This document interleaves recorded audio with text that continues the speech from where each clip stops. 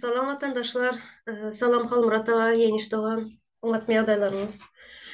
Vatandaşlar, geçen aydıp belirlep geçen size komentaryalar okuyas, takip ediyes dep. Benim videomun, bir saniye videomun aşağına dikkat çekici bir komentarya geldi. Şunu okap, sorak cevap alışıp üstünde bir neme gepleşe edelim. Hazır şunu okuyun birazcığını sorak. Bu vatandaşımız özü sorak yazandan şuna 17 sanı cevap yazan. Şu cevapların üstünde bizlerin durup geçeni biraz bizlerin ayal kızların hak hukukları hakkında üstünden nemeden de yazıp geçen şuna. Hazır birazcığını okuyun. Tema diye nem için yüz binlerce Türkmenistanlı ayal kızlar Türkiye Respublikası'na zahmet migrantı hükmünde göç ettiler diye. Sonra ön söz yazan izinden Türkmenistan'ın bir diktatör rejimi totalitar devletliğine indi hemmeler bilir. Bunu subut etmek internetin sayesinde globallaşan dünyamızda kıyın değil. Yurdun içinde internet üstü bilen yayradılan video roliklerde Türkmen halkının şol sanda Türkmen ayal kızlarının Berdi Muhammedovların maşgalasının eğçiliğindeki diktatör rejiminin nehli ağır cebir sistemlerinin ve kimsiltmelerin aslında ölmen yaşayışı devam ettirmek için dırcaşyandıklarını göz yetirip bolyar. Şu aşağıdaki esaslı faktörler yüz binlerce Türkmenistanlı ayal kızların dünyanın çar tarafına köplenç halatta Türkiye Respublikası'na iş migrant hükmünde göç etmeklerine sebep oldu.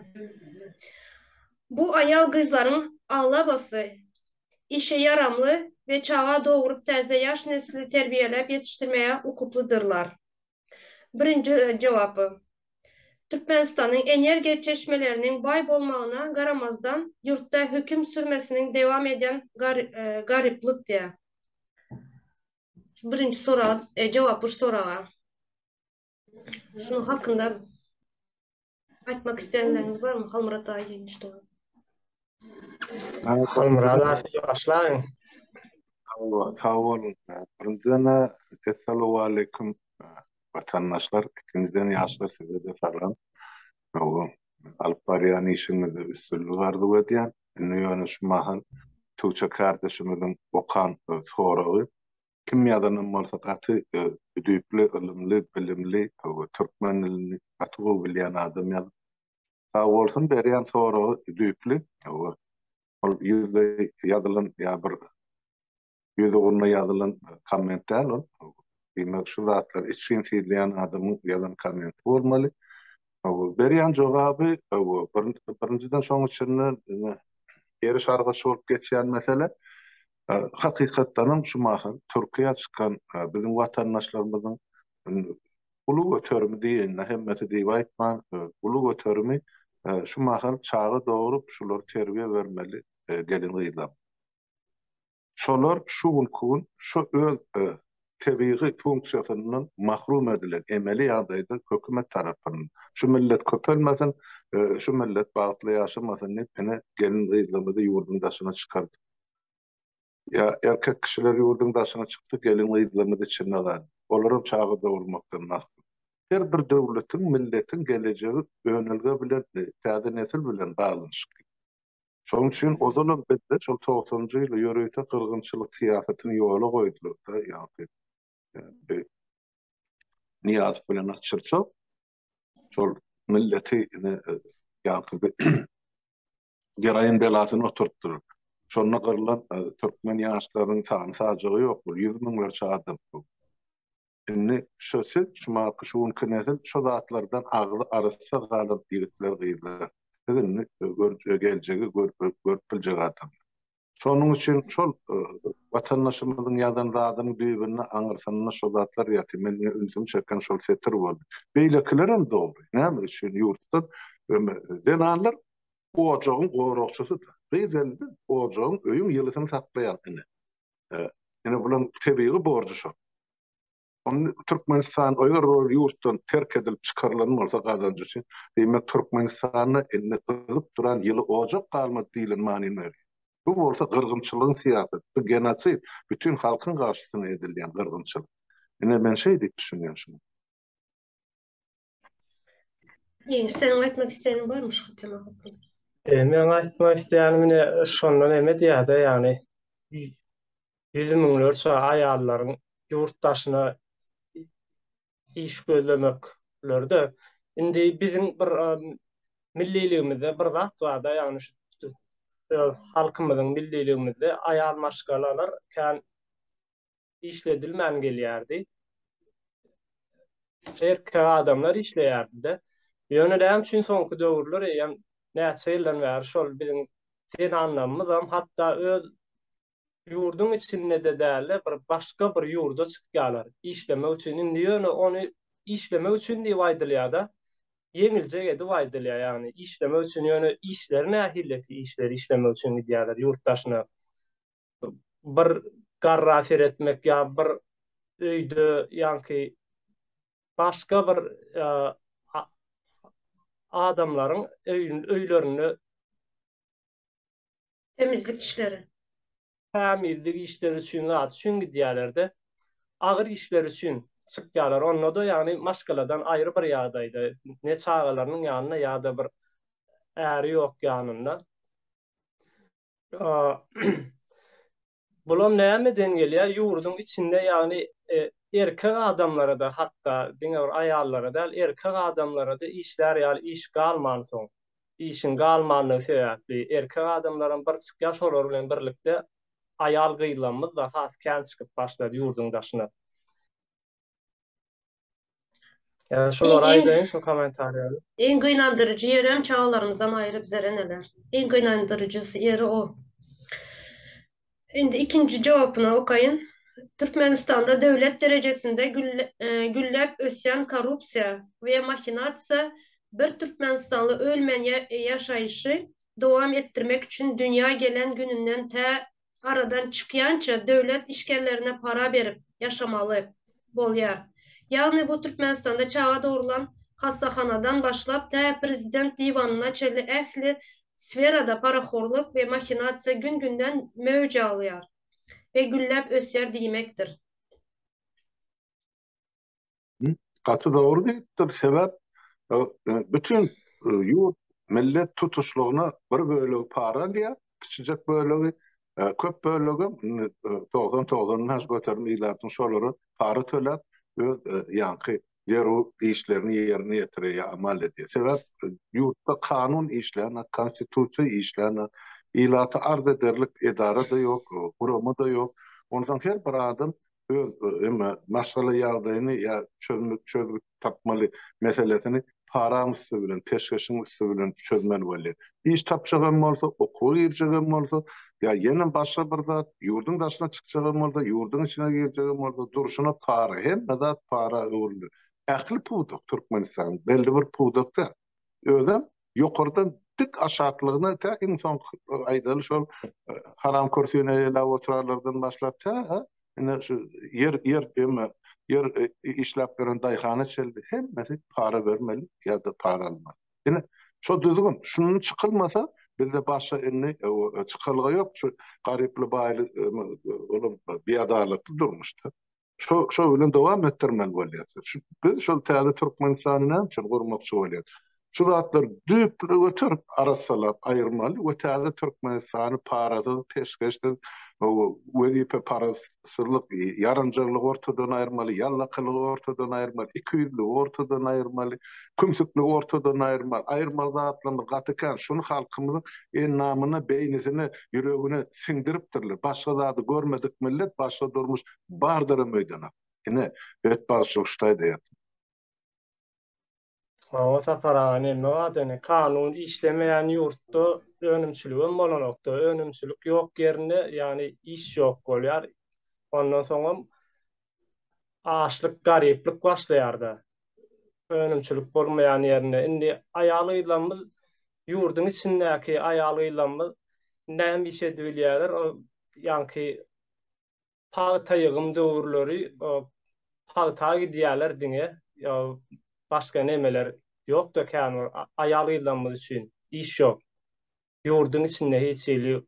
Muňa ýagny hususy önümçülük diýilen bir zat ýok ýurtda. hiçili yani ayalıylamız bir yere işe girsegen bolsa para verip girmeli, para verben nire ayıryalar hükümet idaralarına girýärdi. Hükümet idaralarına da yani ayarlaryň aylıkları az verilýär o taýda. Az aýlykda ki işlere de yani pul verip girmeli bolýarlar. Üçüncü cevap, yurtta bar bolan gün günden prosenti artan işsizlik de. Bunun üstünde durup geçtik yankı baştaki birinci nemede. Dördüncünü okayan. Yurtta devlet ve maşgala derecesinde gender genliginin bercay edilmezliği ve ayal kızların kemsedilmeyi ve hatta käbir maşgalalarda olaryň urup ýenjilmeyi. O gender deňsizligi ýagny erkek kişi bilen Evet. aýallaryň arasyndaky deňsizlik ol diňe şugun dörämde onu aýtmak gerek. Bizim ol geçmişimizde de bar hem şu denan masala erkek kişinin aldyna teretmeli ýa atan ya kakan bir zat diýse, agyň bir zat diýse, şola diýeni bilen bolmaly. Ara denanna ýene bir türkmenden akyl bar, onu maýdyk geçeýin. Saçy uzynyň akly ýa dipine bir ýerden bir zatlar tapyp durly. Şolum şeýlem kädi. Ene şol saçy uzdylar, Ýewropada şumal döwletleri dolandyryp otdy. Ene şu gyjaly tam bolsa erkeklere. Ana. Hemme yer, Angliýanyň premier ministrine şuň gün saýlanan, olum denan maşgaly. Finlandiýanyň premier ministri, olum denan maşgaly. Garatkan dünýede sanaty. Ol gaty ters pikir denanlara şey edip garamak. Ol şonu düşünmeýän adam şey dip bilir-de sebäp islenlik çağa terbiýany berýän, ilkinji ýörjeni görkezýän, ýa agaran saýgyrmagy, ýardam edýän, şoňa kömek edýän enedir, atadır. Atara diňe şol çağan atady gazanç bilen meşgul, ol çağa bilen kan on wagtym ýok. Oturup terbiýany ene berýär. Diýmek, ene berýän bolsa ene ilimli, bilimli bolsa ýaşy. Şonu on dünýä garaýşyny öz perzendine siňdirýär. Emma ene kördäkin bolsa harpalından şermende okkelini okan kitabım yok. Ömür boyu diňe şol öýün gara işi bilen meşgul bolup saklanýan bolsa ýyldygyny çağıdyr. Onun önýän çağalary diňe şol şu ýan agyr işte işlemägi mejbur dogan gününden başlap. Şonu düşünmek gerek.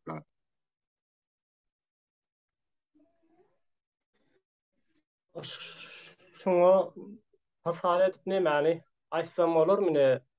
İran'daki geçen vaka vardır, yan yakınına bolly. Maşa Amini diýilýär. Şonuň ýöne köýje bir ýany kellerine daňan ýalygynyň näme dogry bolanlygy üçin halisler tarapyndan zorluğa getirilýär. Manyň netijesinde de ýanky aradan çykýar, ýanky aýaly bolýan. Ýöne şonuň aradan çykanlygy üçin ýanky İran'daki nemeler ayal maşgalalar ayağa kalırlar dene. Bugün günde hemelerde havarlarda da badır. Yani haşörtülerini yakyalar çıkarıp hemmesi bırağıdan. Şimdi bizim ayal maşgalalanmadan edilmeli zatlar da şu zatlar hükman suratta yani talap olmalı. Bir taraftan hükman suratta talep etmeli. Beşinci cevap okayın. Devlet tarafından köp sanlı çağası bar bolan yaş maşgalalara özbaştak öy ya da mellek yeri satın almak için maddi goldav ya yardımların berilmezliği ve şol sebebe göre bir öyde köp maşgaların yaşamağa mecbur bolmakları ve maşgala dava cencelerinin yüze çıkmağı. Berde esasan kardeşim psikologik faktör yüze çıkýardy. Mesela Ýewropada şular ýaly maşgalany planlaşdyryş demeli bar, metody bar. Öýlenen ýaşygyp, ýaşky gelin bular planlaşdyrýar. 5 ýylyň dowamyny, 10 ýylyň dowamyny bizden 2 çağı ýa 3 çağı ýa 4 çağı edinmek maksadymyz bar. Şonuň üçin biz şol işte şeýlere işlemeli. Kvalifikasiýamyzy, kärimizi giňel alýan hakkymyzy köpertmeli, ondan soň jaýymyzy giňeltmeli, şuň iki bolup bir otogda ýaşap bilýän bolsa, 4 çağı bolsa bize ýen 5 otog gerek. Indi şu zatlar planlaşdyrmaly. Türkmenine gynansa hem şu zat ýok. O. Onun her yıl doğursa da yine Allah verdi. Ya Hudaý verdi. O berip dur Hudaý. Ondan enden atan o jogyna yaşamalyan kanunu ýok. Bir ýemede aýdal bir hojalykda 3-4 ogul öz gelini bilen ýaşaýar. Olar şu hojalyk diňe bir maşgaly üçin gurulany. O taýda 2-3-4 maşgaly üçin etaj jaý ýok bir hojalykda. Ine şondan dawalar gelip çykdy. Öz doganlarynyň arasynda ine ulu oňşuksuzlar uruş töwüş gara ondan düşmançylyga çelli barıp getýär. Şu zatlar ortadan ayırmak için hakikaten devlet tarafından köp çağrılı eneleri ya masalları kömök proyekti olmalı. Yani onun devlet mesela dine cayırın genetmek için çağı doğru yerler için hakikaten şu çağa terbiye verecek masalelerin göz önünde tutmalı. Yani her yıl bir yerinde doğurup men kahramanını olacak, sonra evimde yatacak diye. Onun devlete de cemiyete de peyda yok böyle eneden. O cemiyete peydal çağalar doğurup, öğrenirip, ululdu, terbiye verip geçirmek gerek. Şeyle, benim Aslında, cevabım. aslında serese kalmırada şu atki, yani bizim yurdumuzdaki en ulu meselelerden biri olup durýardy şu jaý salmak ýa-da millet ger alyp göçmeklik diýilen mesele. Bunu bizim hökümetimiz ýürütülä etdilermi näme ýani şu bir hojalykda meselem 4 sanaky ogly bar bolsa hemmesi öýlenýärler şu taýda çağalaram şu ýerde bolýar aýaly hemmesi ýani şu bir 4 komnatly jaýlar bolýar Türkmeniň jaý 4 jaý bir ewan jaýlar bardy. Şu jaýyň içinde ýaşaýarlar. Ondan soňra neme bolalıyın diýerler dindi. Agdybir bolalıyın, agdybirlik. Nähille bolup çyksyn o ýerlerde. Yani 4 sany gelin var. Her maşgalada da 3 sanaky çaga var bolsa ondan geçip gidýär. Bulyň ýaşaýjylary. Şonuň üçin meňe isleýän zadym ýani şu döwlet tarapyndan her bir ýaş satynjalar bolýar. Umman döwlet tarapyndan bolmasa da hususy şirketler açylar, ýeneler açylar. Yani jaý salmak meselesi ýa-da yer almak meselesi ýok etmeli şo meseleni. Indi yeňillik töretmeli her tarapdan adamlara. Agdybirlik diýilen zat yerlerden gelýändir. Yani hemme kişini bir jaýyň içine gawak goýup bular adam agdybyr ýaşaň diýsen bu ýalňyş samsyklyk mykadýany mene. Elbette, sen aýdyşyň ýalbärde döwlet programmasy bolmaly. Ine bizim ýaşap oturan döwletimiz bar. Ine Şweýçe döwletini ine jaý uruluşy, meselem käbir ýemede welaýetler diýýärler, bizi size tanıştyl bilen. 5 götürümden 10 götürüme çeli artykmyş gurulýar. Gereginden. Näme üçin? Adamlar şu bir ýerde oturup 20 ýyl 30 ýyl bir ýerde oturmasyn gerek bolsa ondan oňa göçsün, tebigaty ütgessin, görnüşi ütgessin, ütgessin ýa goňşusyndan başga ýere göçüp gitsin, ýa dostlarynyň bir ýerde ýaşadyn. Şoňa mümkinçilik bar.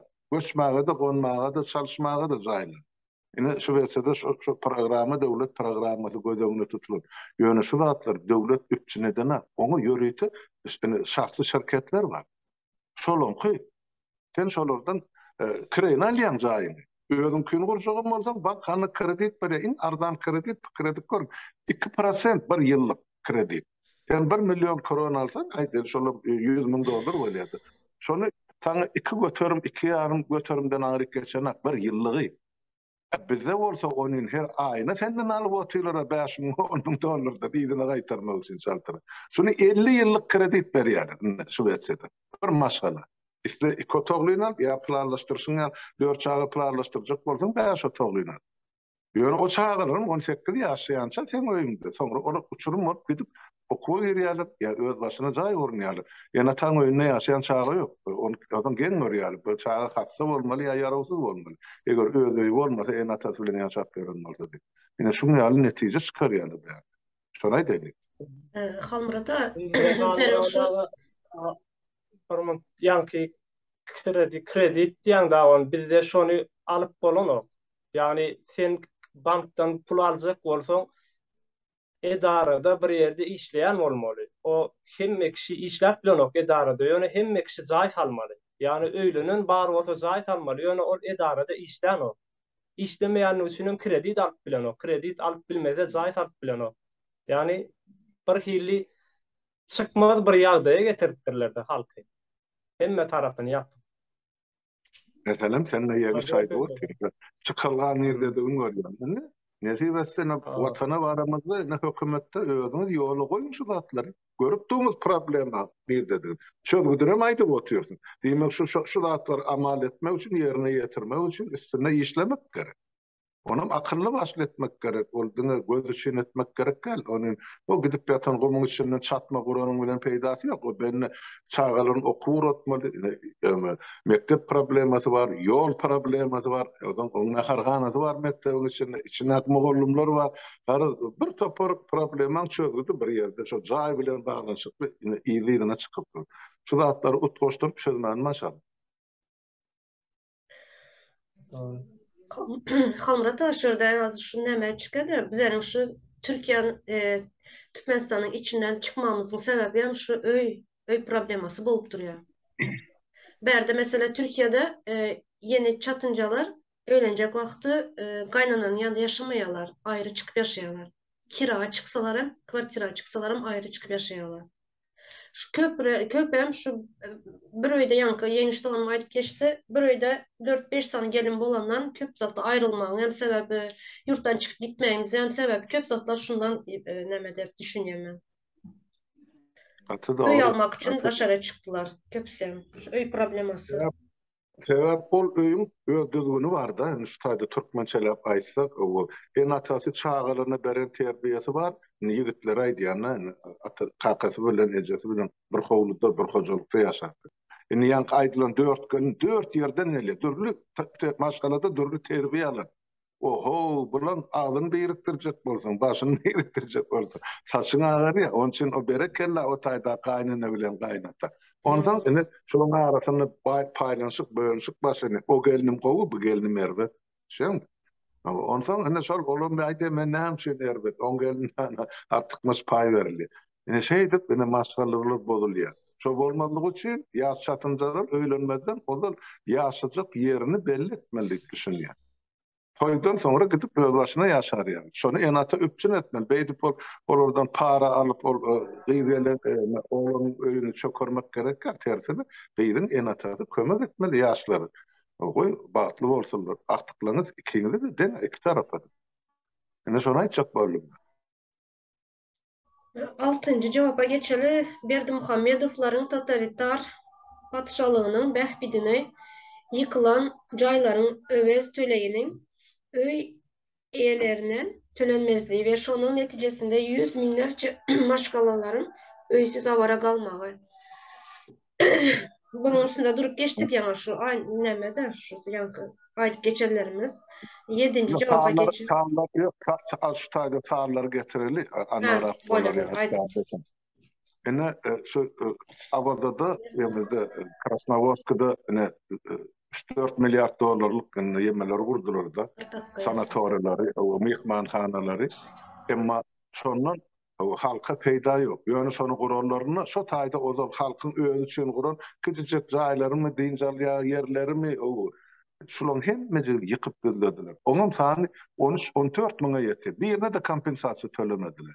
Ene şu taýda adalatyň hatyratyny ýene bir daha aýtmady. Ay ene akallar gowy ýaşaýar, özüne çekke hemme da çyk. Yok, ahally sözden gysgadyp keçerdik, ene bir tiram edip oturan jenaýatyna getirmek gerek. Şoň taşda görüldü. O ahalyň halky beýleki vilayetlerden gatykan ýetir çekdi. Haýdy tarapda ne jaýlar ýykylmakly ferhat. Aşgabatyň 4-den 3 bölegi ozal ýanky şahsy sektorda ýanky şahsy jaýlarda ýaşaýar. Şolaryň hemme jemgyýat bilen Berdimuhammed buldozerler tüktekilap ene şol wysotkalar gurdular. O taýda ýaşap beren adamlara näme kompensasiýa berdi? Ýok. Eger şo wysotkadan jaý almaly bolsa, ene sen boýnuna ene şolar real krediti ýüklep, аны çykkan ýa-da ýasanlady. Şonu aýdyn.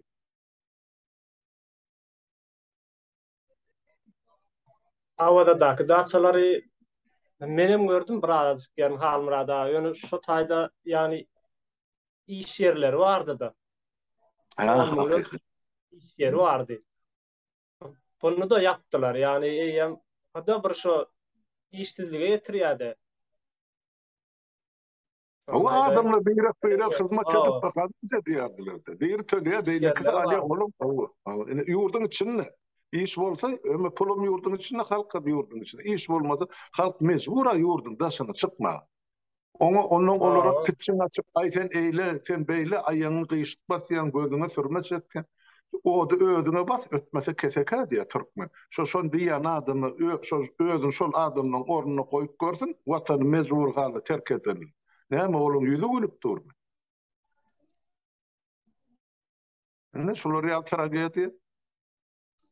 Ýöne biz hükmen çalttan çalt watany ýygymyza dolanma. Beýdip görsek biz ýitip gidýäs millet köküne. Ýurdun içinde Türkmen adly millet galjak duru bar. Olaryň şo syýasaty ýöredýär. Ýani 30 ýyldan soň hiç kime dolanarlyk ýurdum barmy? Başga milletler içinde bolýar. Ýene şonusy bar, şeýtir milleti, yerli milleti gyrýar. Ýene 7. şuýa cevaba. Aydın. aýdyn kardeşim. Ören kızıklı nemesi var da şurada şu 7. cevapta. Yurtta narkotik seriştelerine ulanan yaş erkek adamların aradan çıkmağı neticesinde erkek yetmezçiliği, yani erkeklerin sanının azalmağı neticede yaş ayal kızlar dul kaldılar ya da onların durmuş kurmağa şansları yoktur diye. Atı doğru. Atı doğru. Şu yan kaydının da şu Niyaz dövrünü yörüytü yigitleri, ay kıyıklarım var şol sandı. Triye oturttu. Triye yani yankı bir ağrı görünüşüne. Ünlü olordan önelge yok. Bola yanına da olu önelge uzak yaşamaya sebep yankı bir triyekten gerayından yasalan sağlığı eyyem pes. Ol doğanın pes. Eyyem kesellik. Onun için olur bir öde bir önlü nesillerinin yanlarından alıp gittiler. Köp yerde şular ýaly boldy. Son ne sen aýdýan şo ýazylan zat gaty dogry. Şoň üçin bizde täze Türkmenistanyň ýörüýti şu barada meclis karar çıkarmaly bar. Şo satan ýa-ni narkotik cisimlerini satýan bilen satyn alýan ikisem deň jenayetkar. Satana şoňa satyp emmesin ýa-ni sağlygyny pese düşürüp baýlyk gazanýar bir kanun ýol bilen satyn alanyp şonuň maşgalasyndan üzüp alyp şo özüne şu keypi üçin ullanýar. Soňra ol maşgalada çağı terbiye alyp bilmeýär ýa bilim alyp bilmeýär. Ol tozýar, teriyekkeşiň öýüne akyl aşyny goşuny bir toğun üstüne ýüklenýär. Ahir soň adam degradasiýa diýe sandan çykarýar. Ne şo? Haziran bar tramadol diyen tabletkası. Yo onu yörüte Berdi Muhammedov'la gurnadı. Jo yörüte her rayon nivaydiyanna her etrafta yörüte apteklerde sattıryalar şanı. O nesede hükman ol gerek doğasını köpertmeli. Onu aydaylı bir ayda her gün 2 derman atyan varsa 2. ay yan 4 derman, son 3. ay 10 derman. Şey sağını köperip bari her günün. Onun satınan mı? Nereden pul taptınan? İşsizlik. Onu oğurlu etmeli, adam öldürmeli, birinin öğün sağlamalı. Ne Aman problemi? köp maşkala Bir- bozuldu. Hı? Köp maşkala bozuldu. Yemiş bar bolsa sen açalım. 8. soruya geçecek. yok men açsam yok Halmurada aýtdy. Yurtta ayal kızları 8. soru cevap. Yurtta ayal kızların hak hukuklaryny gorayan resmi taýdan hasaba alınan döwlet sektoruna ya da hususy sektora değişli ýörite hukuk edaralary guramalarynyň ýoklugy diye. Hiç yok mu yazat? Hiç. Yeme, Tuğçe kardeşim, yeniş kardeşim de böyle koyuş olaydık başlasın. O deme, men ayda otursam gerçeksiz var. Koy öyle fikrini aytsın, gerek bolsa men üstünde doldurayım. Doğru mu?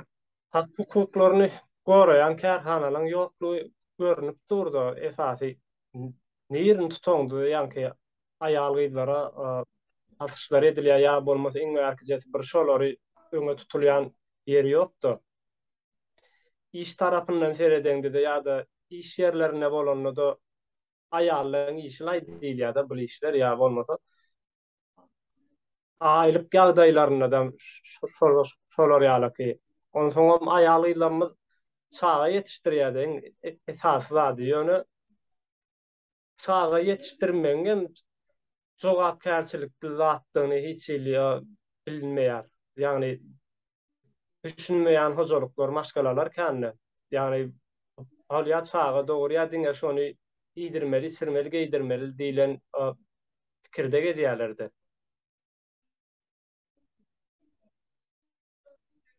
Men üstünde doldurun şu taýda bir ýalmyna aýdyp durda sonra bir ýa jogap berip ýerleşimi o kine aýalyk hakykyny goraýan ýerli gurumalar ýa-ni nämeler ýokdy.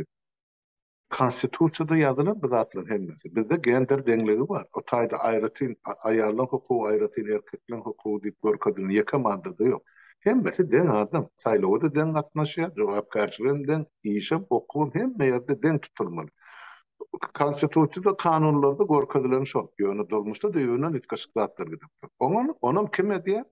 Eline emel ýeten erkekler bar, şol özüni şol onun näse han saýyp bu gözünalarda öňe içinde görogly.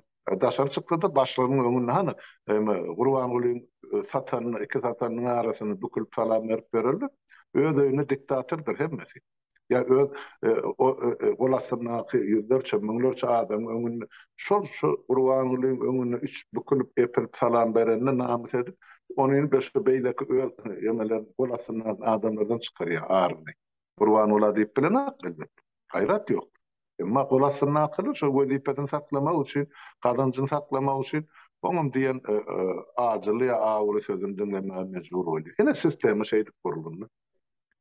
Ondan işi, döwlet işini, hökümet işini şu bir tentek, mesela Gurban ogly gelen marza şu tak akıllı adamın barıp şol hökümetde işleme hiç hakkı hukuku yok. Sebep olur o tentekler özünden beter tenteke getirýär işi. Tentek diýenim aly sarmyk okusuz, bilimsiz hiç zatdan başı çykmayan ýöne geden, o yaranjan, o ýelökser, o ütkap duran hameleoniýalary kini ütküdip duran mahluklar. Ine şolaram ýurdu dolanryp boty, halka da çykylýar. Ine mesela duýup şu taýdy.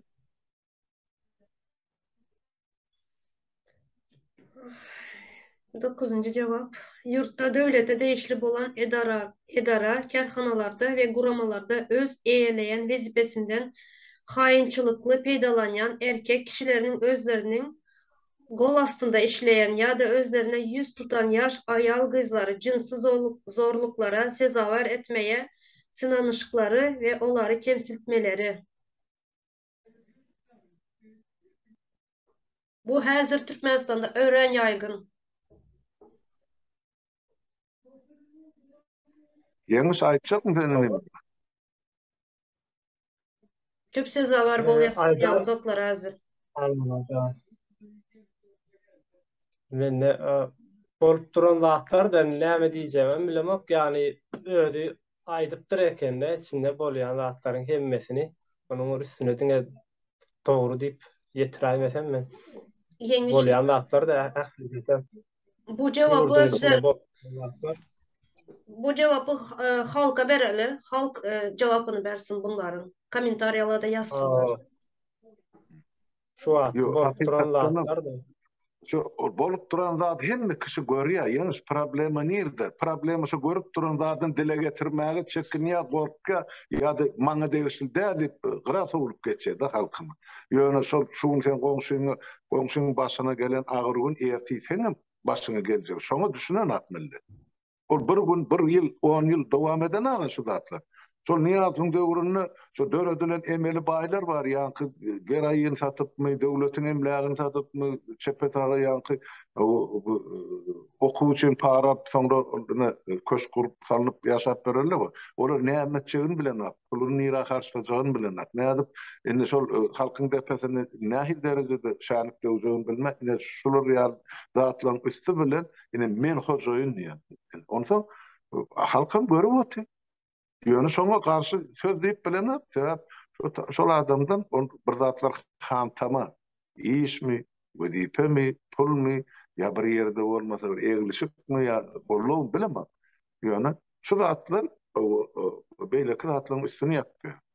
Jenaýat edilmeli cenayete karşı işlerin üstüne perde olup durdu. Ondan ol adamlar cenayete de çekip bolsa sistemde işler oturan sudya, prokuror, sürücü, mahkeme işgari hemmece advokatlar hemmece şu sistemin içinde. Olaram şu okuwa girenler onlar çömün dolar pul төлep o yuridiskin oturun. Orada alım yok. Orada dene şu katkağı var elin ursat berdi. Özlerinden sonra konstitusiyon bir maddesinden doğru dursaydık bilmediler. Sebep olur o gerek geldi. Olur dene pul gerek veren parasını ona sedip iydin alma. Bu selam. Yine şu. Zatlar hal murada ýeke bir hökümet edaralaryna däl, hatda men gaýtmarkam bilýärdim ýurdun içinden çykmakam öňedil häzir aktiýalar mekden oklarmon bilemok, ýani mekdep okuwçylaryny ýa-da meselem edara işgärleri, balnistan ýenen işgärlerini halta ýygmana çölep halta ýygmana gidýärler-de. Şo taýlardan bolýan zatlar bular, ýani gyýy satýarlar-da, ýanky ýerlerde meýdanyň içinde bolýan zatlar. Edil häzir bilemok, mekden okuwçylary halta ýygmana alyp gidýärlermi şu wagt? Ýani Yani sen yurdun meýdana için alyp gidýärler-de, ýani ol 10 günlük ýatymlaýyn meýdana alyp gidilýärdi. Şo taýda almasyz bolup gelýärdi. Kän zatlar bolýar o taýda meýdanyň içinde. yani sen yurdun için naki betbaçylaydı bu tip. Yurdun daşynda da şol. Ene Türkmenistanyň okudy çykyp gaýdan ýaşlarymyz, ýigitler, gyýlar. Olaram mezbur durny işe başvurmaga. Gyýlamy ýene de adam stipine ondan köçä çykýar. Başga ýagda ýok. Yurdun içinde bulary en ataty pul uğradyk bilen. Yurdun daşynda da olur hawa işde kime gerek ol Türkmenistanyň gelen ýaşlar, Orsiýadyň, Belarusyň ýa Ukraina işgärleri ýa adamlary işletkä. Inne uruş turdy Ukrainada. Bulara indi giýgenlere ýerem ýok. Ondan bana bağışla diýe aýdýar, meşhur ýaly kabul etdi de bolşýar. Emede Ukrainada şol tenin satýan aýarlan gyýylan içine iň arzany türkmen studentleri diýip. Nämesin ol? Aýdy. Nämesin mezbur ýagdaý. Halmurata bu ulu bir Bilmäli zat tapanoklar çay töleglerini töläp bilen oklar bärde menem kän eşdýän on ýaly talip gyýlaryň ýani Mezbur. Ola mezbur. Hökümet diýen salan günü şol. Ola keypine de nak o zatlar. Şu zatlar aýylsaýyl etmeli adamlar. Ýöne şeylemiş, planmış, okuly gyýyl almanlar, maşgalaryna akyllymış. Sen onda samsyk bolla ýaşagy. Okuly, bilimli, zemandy, sagatyny. Emeli ýagdaýda getirdiler. Hatda ýurdun içinde käbir aşgalalar vardyr şu yurtdaşyna uğra gelen oklar gyýlaryny. Institutda da uğra dostlar gelen ok. Näme üçin uğradan oklar? Ýani daşyna çyksa zaýalan bozulup gelýär gyýy maşgala diýilen. Hemani ýaýradylan da düşünjäni eýem halkyň arasynda ýaýran şol. Doğru. Näme soralar ýa-da aýdy ber ýa-da Yoksa kardeşim häzir ýygnagymyzdan başlaýmaz. Hazır. Bu ulu mesele ve namuslu mesele. Şunun için başka bir tema koyalım onu. Hazır Halmurata 11. Cevap. Hususi sektorda özünün hususi biznesini ve iş yerlerini açan ayal kızlara devlet tarafından maddi yeniliklerin ve goldavların vermezliği. Tersine değişli korrupsiyoner devlet edaralarının işgärlerinin onlardan köp miktarda para peşkeş talap etmekleri ya da onları cinsi taýdan zorluklara sezavar etmeye sınanışmakları. Bunların üstünde yana durup geçtik aynı zatlar. Eğer aytmak istediğiniz bar bolsa. Hususy sektor aslında ýok. Töçöde Türkmenistanyň hususy sektory ýok aslında. Hiç şeýle. Şuna iş yerini açan ayal kızlara hiç kömek etmemezliği diye. Golda vermeyeler diye açmak isteyenlere. İş yer açanlar o taýda edine nähilleki iş yer açanlar şol salon zat açan olaýmasalar aýalylaryň başga bir mene salon dikiş yerleri. Ýaklar açýarlar, salon açýarlar, olaň üstüni nalogdan doldurýarlar, lisensiýa soraýarlar, lisensiýa alıp bolana Türkmenistan lisans alıp bolýar. Böyle. 12-nji jogap. Yurtda Berdimuhammedowylaryň totalitar hökümetiniň agyr maddi ruhy basyşlarynyň we jebir sütemleriniň astynda galan aýal gyzlara psiholog taýdan kömek edip bilmejek ýörite guramalarynyň ýa-da merkezleriň ýoklugy diýär. Ýa-zat mene hiç duýam ýok Türkmenistanda. Aslan yok. Yok zatlar bolýar. Ya nemede Türkmenistanyň ara halmyrada bir ýüzde näçe götürmi owalardan barat. 70-80 götürmi owalardan baratdyr. Doğru däl? 65-67 götürümdi şu Sovet Soýuzy ýykylym döwürde. Bugün kundan Ondan bilemaz imkan- näçe bar. Bugün ondan imkan bizde bir ullokal bir şäher ýok. O ýerne ýaşaýan aýal maşgalalaryň başda bir %80'i %70'i iş ýok. Öý hojalyk diňe öýüň içiniň biş düşü bilen gezýärler. Ýani çağa dogry biş düş kirkimir öýüň işleri bilen. Ýani olara bir iş ýa hökümet ýerine, döwlet edaralaryna iş ýok. Oh, nähili iş çykýar şo ýaňam bellek geçdim. Kärende ýerlere gidýärler, palta ýymana. Başga bir işleri ýok olaryň. Ýeňiş Mallara seredýärler.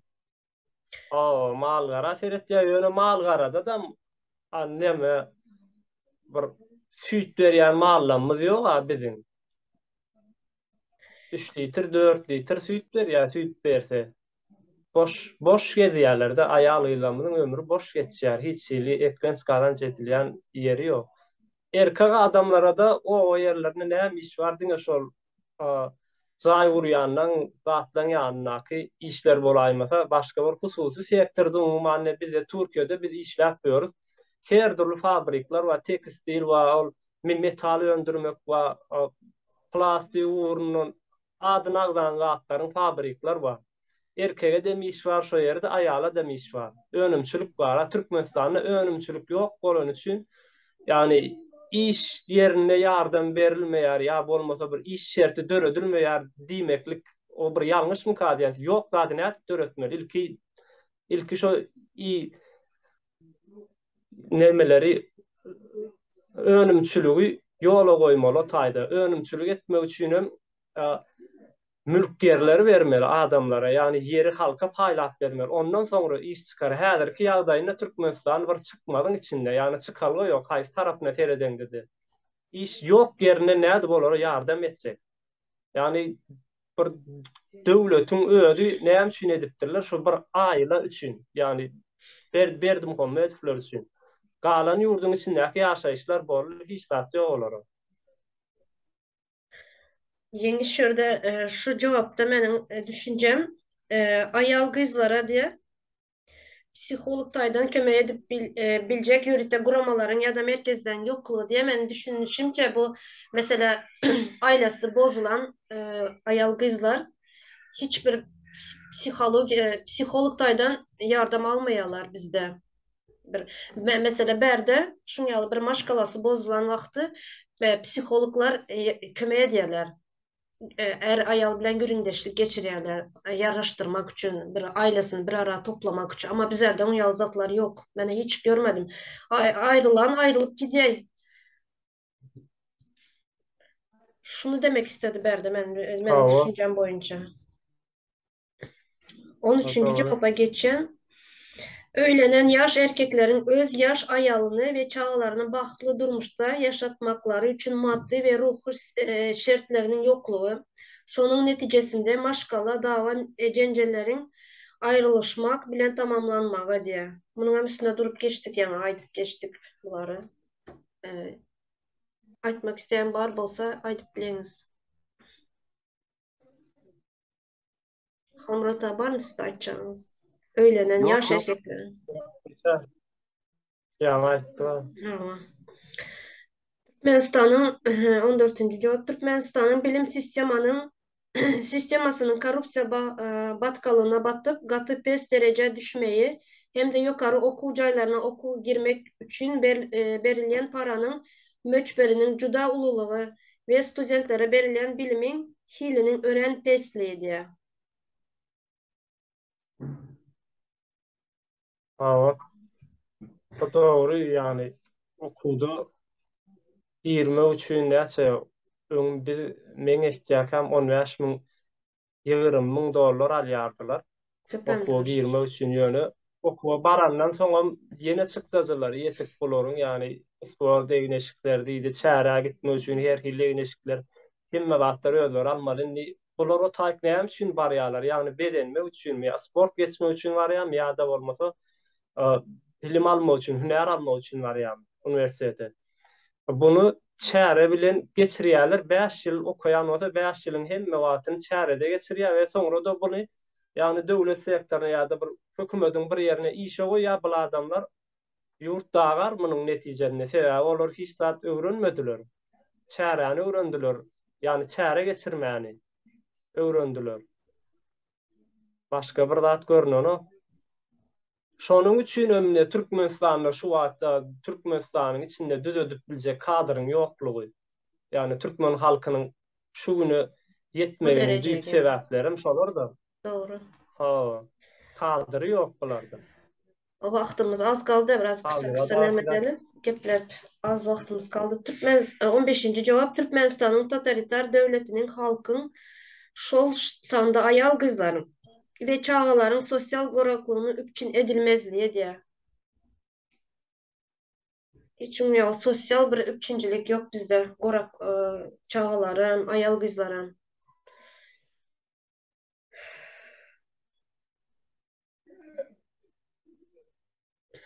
Şu jogaplary Kaldyra ýazyp da men pikir edýän zenan maşgala ýazymy kadýan. Şu soraklaryň jogaplarym sebäp şu taýda erişargaç bolup geçýän pikir zenanlar çağırır bardy. Gaty Allah. wajyplar.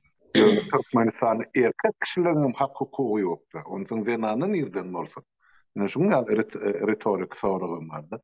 Şoň üçin biz döwleti onu ýene-de gelejegi şuny zenany çağa erkek kişi bölmän bütün şu millete halka dip ýa-ni doğru bir tövlüğünü alıp meselen çözsek onu doğru bolar. Yani yekelikte içinde çözmeli zat ilkinci nöbetde şu enelik institutunu dikeltmeli çağırlık bilen. Yani şu En taýda önemlisi hak o. hukukları yaptı. Hava. Lokman o en önemlisi şu sebäp geleceği şu doğacak ya yan doğan çağırlar için şu vurmak söylüyor. Yani o diktaturan aşağını 32 yıl yaşap o Niyazın poknaması bilen, bir son kıyın bilen, altın azarı bilen, ya neyemesi bilen, devlet adam için milleti sergezan koyun, siyaseti çümen adamların beynisin arasalamak günü görüp dursun. 3 yılın devamına näçe adamın beynisin arasalap bildik ya doğrudur, düşündürüp bildik. Entem şu hüccetliğini tutup bize şu bolýarly, näme bolsa şu bolsun, cehennemçilik bilen ýaşap oturan milletin sany düşünenden kän ýokar, düşünýän adamlar. Şoň üçin bu bir inne bilen goýgadan ýalyk kardeşler bilen alyp barýan işimiz şu taýda olara ene şular ýalyp söz barda şeytanyň azdyrany özüniňki diýdi. Olar şu millete hem azdyrýar hem bular kulçuluğa sokýar, onsoňam gepleme ýaly derejä getirip goýýar. Biz bolsa milletin gözüni açmaly, gulagyny açmaly, dilini açmaly, aýdyp bermeli bolýan zatlary. Ine şu ýa-şol soraw berip özüne jogap ýazan illeşim bilen ine Türkmenistana bar bolan ýa-ni gerwaýs meselelere ýazan jogaby bu gaty dogry ýazylypdyr. Ýöne şu zatlar üpçün etmek üçin bir zat gerek halk bolup ýurda barmamyz gerek halk bolubam şol hökümet agdaryp täze Türkmenistan gurmamyz zarur. Ne şonaý diýildi. Yani 2 saniye cevap kaldı. Yurtta söz azatlığının bolmazlığı, şonun neticesinde halkın esasanan zulüm gören ayal kızların metbugat ve haber beriş seriştelerine arkalı öz problemalarını beyan edip bilmezlikleri. Yine hazırki bizden problema şöyle neme çıkışırdı. Geplep bilmeyeler çıkıp ekrana. Öz problemalarını aydıp bilmeyeler, korkuyalar. Her bir islenip devlette, demokratik devlette 4 sany hakimiyet bardyr. Üçüsi resmi, ýani bir hökümet, ondan kanun çıkarıcı parlament, hem de sud hakimiyeti. Dördüncü, şular üstünden kontrol edip, şular kemçilerini yankı cemiyete yayan ya yetirýän ene mass media, metbuat, olum azat erkin bolmak. Şoň ýok ýerine adamny geplep bilen. Ene bize yetmeýän da şol 4-nji häkimet ýok. Şo bolan bolsa beýlik 3 häkimeti, resmi häkimet amana getirir diýe dogry ýola salar. Ene şeýle. Yine de bir zat var da halmyrada şu bizim türkmenlerimiz kameradan gaterbet gorkýarlar. Kameranın garşysyna çykmana, kamerada özüniň bir ýagdaýyny aýtmana, ýagny meselesi näme meselesi bar bolsa söze getirmäne gorkýarlar. Bu ýerde diňe bir erkeklerinden hatda aýal gyýlanmadyňam jogapkärçilikli taraplar gatykän, çünki olaram yerli yerden özlerine şu kameranın karşısına geçmekleri gerekli. Bize şu atki esat ingulu yara şu kamera. Bizim elimizde yaraglanmaz var. Han aytýarlar ha. Bak şu atya elimizde bir yara verseler gitsek yurdun içine alsak diýerler. Ne senin elinde yara şu. Şundan ulu yara yok. Yani Türkmenistan'ın daşına näçe adam çıkıptır. Mesela 1 milyon adam çıktı mı şonun iň bolmany 200 000 sanysy, bolmany 100 000 sanysy eline kamerasyny alyp, kameranın garşysyna geçip şu bolýan zatlar, problemalar dile getirip aýtan bolsadylar, biz bu çakaçyny giýerdik ýurdun içine. Hemme adam ýok bolup aýrylyp giderdi. Şu görýän kynçylyklanmadyň hemme adam netijesi, ýani türkmen halkynyň bizde bir zatda biz kiçiräkkä ustoçuluğu öwrenjek bolýardyk bolýan, ýa-da bir kakan bir ustaň ýa-ni ertende şol adam işlemesini goýýardy da, ýani öwredesi gelen okdy. Ýa bilýän zadyny paýlaşmakdan gaty çekinýärler bizim türkmenlerimiz. Bilýän zadyny paýlaşmakly has bir ýerlikli gowdatdyr. Ýa-ni paýlaşdygyňça sen ne hasam nemet ýa-da artýar bilýän zadyň hasam köpelýär. Ýöne paýlaşmanam gorkýarlar bizimkiler. Çok sağ ol. Doğru. Yeniş. Yani ekrandan korkuyor deyip aytmayın. Ana yaşlar TikTok'ta korkuyorlarını görüyorsa onu korkup çıkana ekranı. Yani olur şu hak hukuklarını korumak için çıkış eden haklar değil mi? Onu doğru bu. Ana Ferit değerli program var böyle TikTok'ta. Ne soruyorum Türkmen. Yok. Beýle de halmyrada ol kameranın garşysyna geçmek we geçmezlik we ol dogry ýöne özüňi kamera çekip ýa bir TikTok'a girip öz ara gurrun döşlük etmeklik bir başga, ýani sennäki problemalaryny, meselelerini aýtmaklyk bir başga. Ýani erkekçe çykyp problemany aýdyp bilmeklik bir başga. Ol ýanyndaky bilen gürleşip bilersiň kameranyň garşyna çekip, belki garşynda 5 tane adam madyr kamerada durup olary söýüp bilersiň. Ol beýle däl. Ýani biziň etmeli bir maksadymyz bar. Şu sistemany aýyrmaly. Sistema garşy näme pikiriň bar bolsa, näme bir aklyňda bir zat geçýän bar bolsa, şonu ulanyp kameranyň garşysyna geçmeklik gerek. Muny diýmek isleýärim men. Berekelli. Gatı doğru. Doğru belip geçtin. Hazır şurada sosyal medyanın gücü diyorlar. Sosyal medyanın 21. asırda sosyal medyanın gücü var. Her kim çıkıp derdini, problemasını şunu yalan aytsa, o aydışın yalı köpten çözüşerdik bu problemanı dibinden.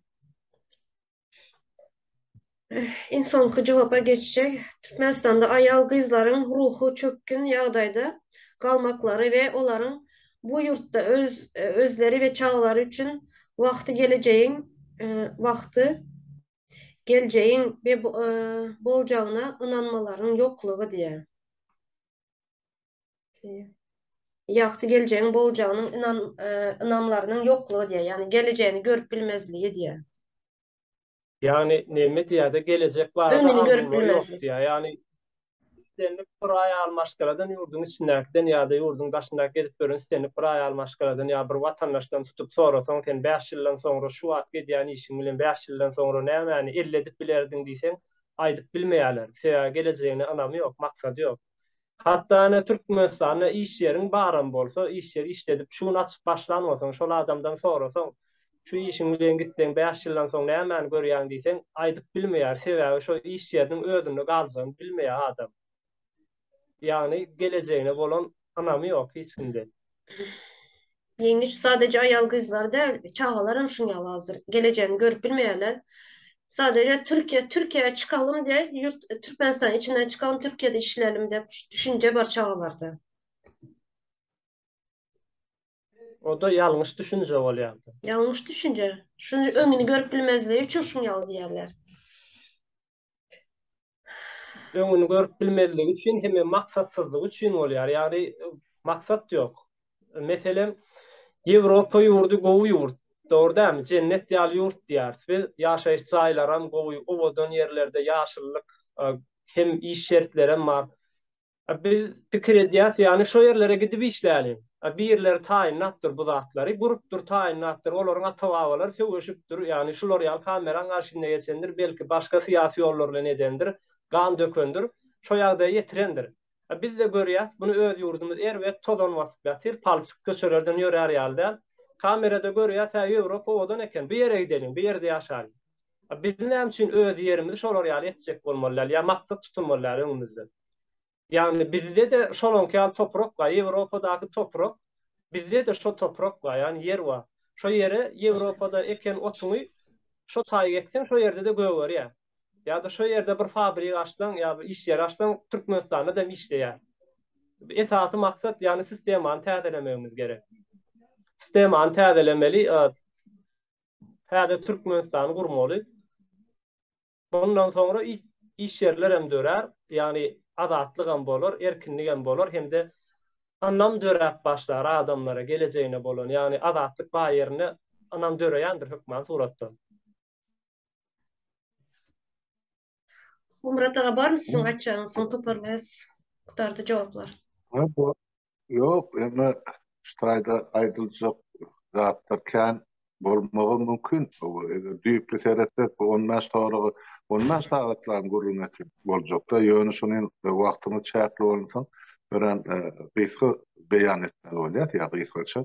Ýöne aýdylan zatlaryň hemmesi dogry, ýalan watandaşymyzdan dogry ýazypdyr jogaplaryny mene berip otursaňyz ýaşlar. Berekella ne şular ýaly ýolda terze pikir bilen gidilse alınmajak gala ýok. Ýaňyş gaty dogrydy. Muňa ekranyň arkasyna geçip her birimiz gürlemani, derdimizi paýlaşmany başarmaly. O ilçilikdir, diňlänem tapylar o. Kömek etjegem, gol uzatjegem, bilelikde işlejegem adamlar ýuwaş-ýuwaşdan täzeden beýrek öwrenşip başlamaly. Bu rejim bizi beýrek düşman edip goýdy. Goňşyny goňşa, dogany dogany.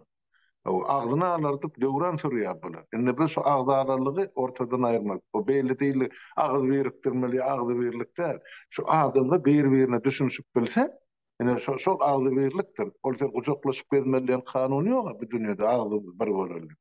Bir masalada ýok. Bu agzy birlik näme? Her bir adam şahsiýet öz pikirini aýdyp bilýär. Eger gursat berilýän masala bolsa, pikir dinlenýän yer bar bolsa. Ýok bolmasa da kizijik diktator, kizijik niýaz diýerdimde her bir masalada bar. Ýöne şol üstüne böküp geçmese, onda biz şu diktatoradan hiç açanyp çykmaýar. Oğlan mesele gaty dogry goýup dur watandaşymyz o.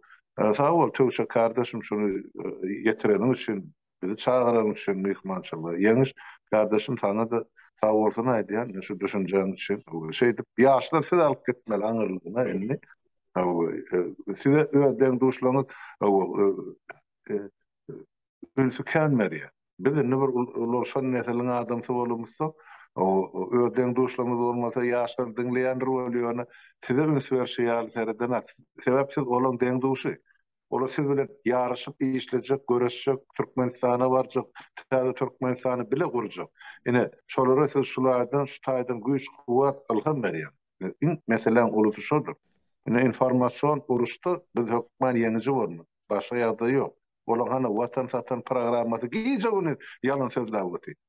Ýa-ni eýem 32 ýyl ber, halkyň aňyna goýulýan şol. Ýok zatlar bar edip görkezýär. Men bilemem bolana ilçilim çekip ekranyň öňüne çykýar. Ekran ýalançy. Ýöne şol döwletiň siýasatyny ýöretip otur. Ine şol bolýa sag bolun wagtyny känal maň çağıran üçin taňry ýalkady habarlaşyp dur. Murat ağa, menem Sağ olun, şöyle Murat ağa. vatandaşlarımıza näme çekdi şu bizlerin aýal gyzlaryň köp haklary alınan şurada şu komentariýa okap menem göz ýetirdim de yurtdaşına çıkan aýal gyzlaryň berdine yurtdaşyndaky aýallary gyzlary görüp köp hak hukuklarymız barlygyny göz ýetirdik. Şunun üçin şunun ýaly komentariýalary ýazanlara ýa sağ olsun diýen Vatandaşlar size hem şunyalı akıllıca komentaryalar yazın, bize okap geçeceğiz. Cevap vereceğiz komentaryalarınıza. Halmurat ağa, siz hem köp sağ olun geleniz için. Yeniş Doğan, sen hem köp sağ ol. Sağ olun vatandaşlar. Sağ olun. Sağ olun, hem bana da sağ olun. Sağ olun.